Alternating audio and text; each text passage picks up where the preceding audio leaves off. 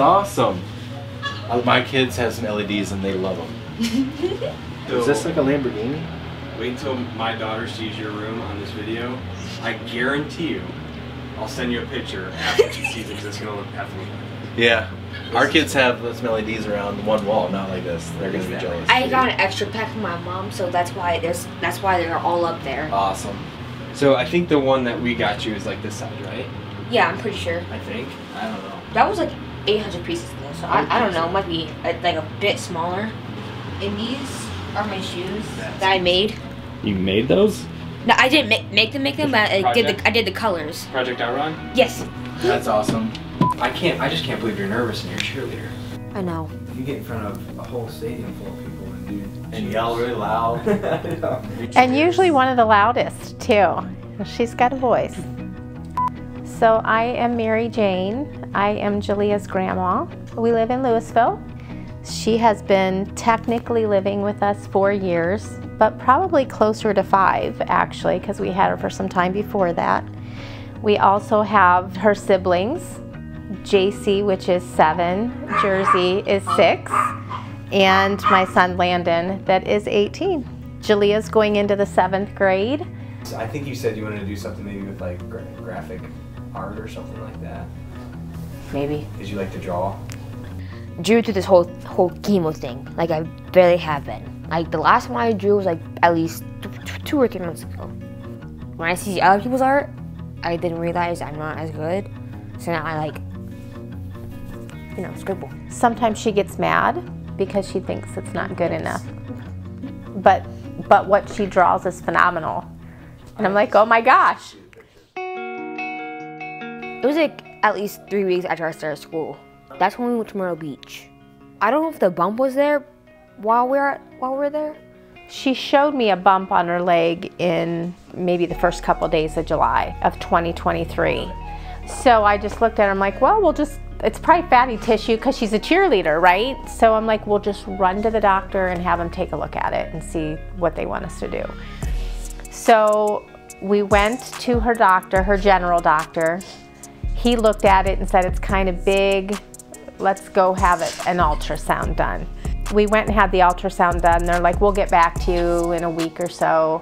So we left the ultrasound, and by the time, I think we were pulling in the driveway, her general doctor called me and said, you need to go and get testing done. She needs to have scans done. And we were both shocked because I'm just thinking it's fatty tissue or just something like that. She felt fine, it didn't hurt.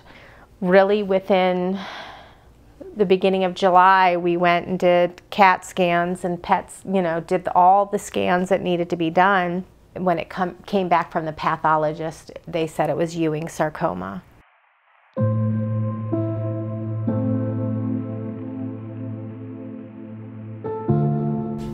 Jalea, did you understand what it meant? Well, they said I had cancer, and that's when I started crying because I was scared. Because I didn't know how bad it was going to be. I didn't know if it would kill me or not. So I was just crying, just sitting there crying because I didn't know what to do about it. She had a surgery in August. They didn't get enough of everything out, so they had to go back in and do a surgery in September. And then as soon as the second surgery happened, they then started her chemotherapy treatments.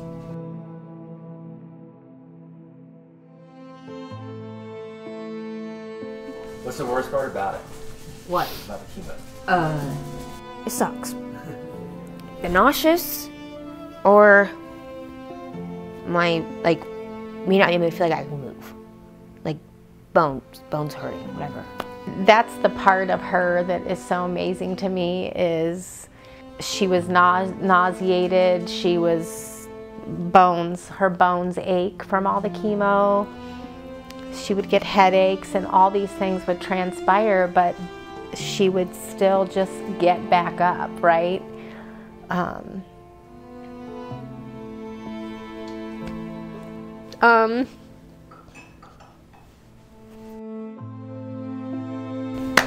Would it break? What kind of impact has this had on you? It hit me really hard. To to this day, it still gets to me.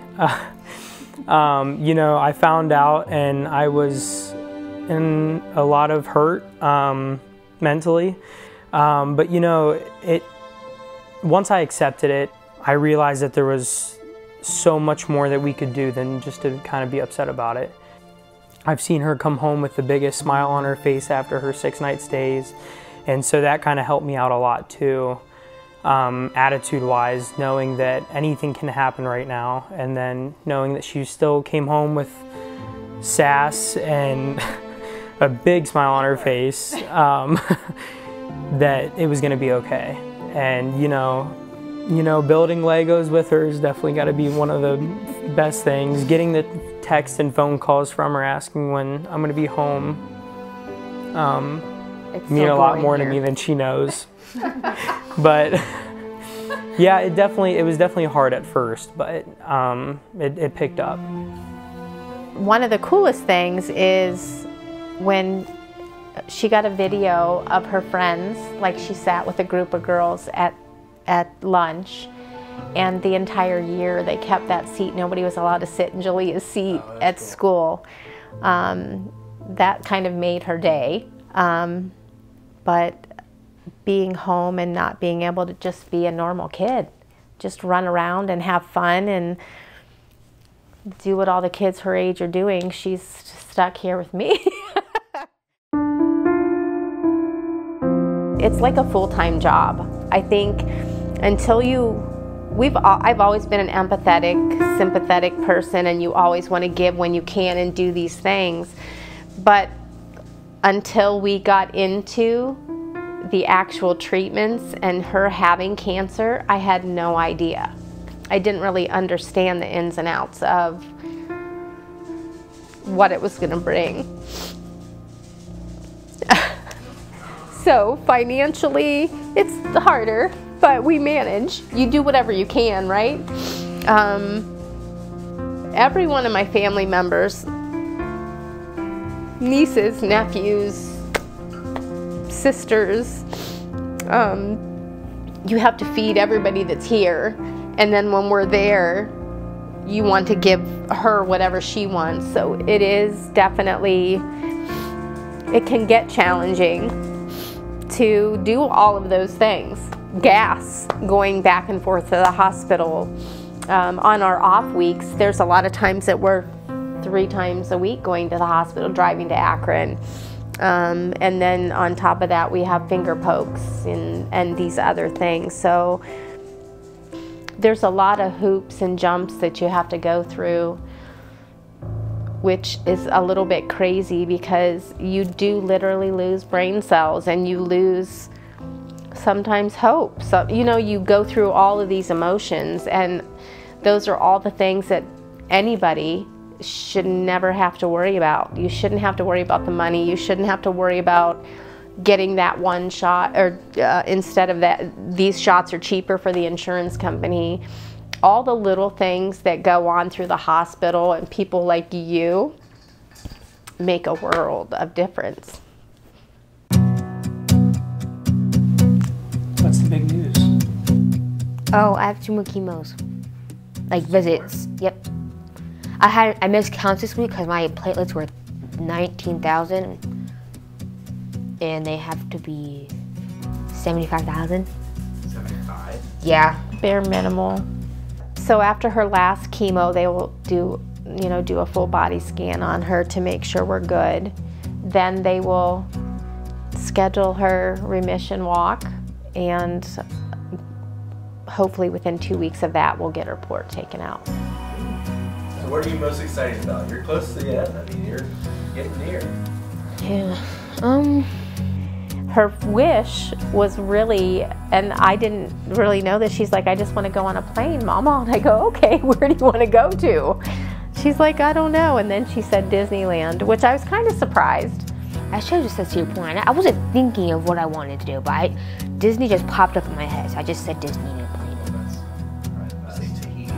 Yeah, Tahiti. She's like, yeah. Okay.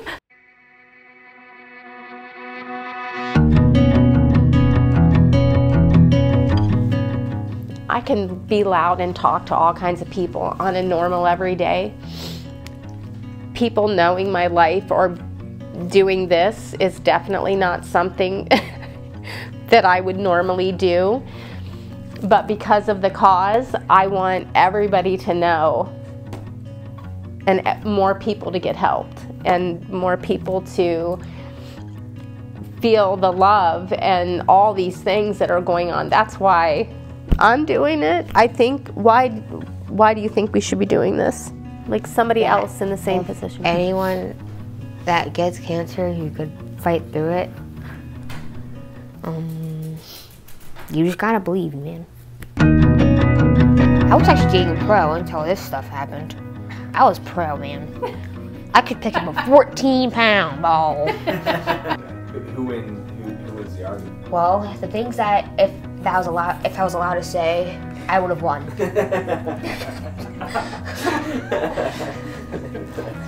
Cut that footage. Oh, well.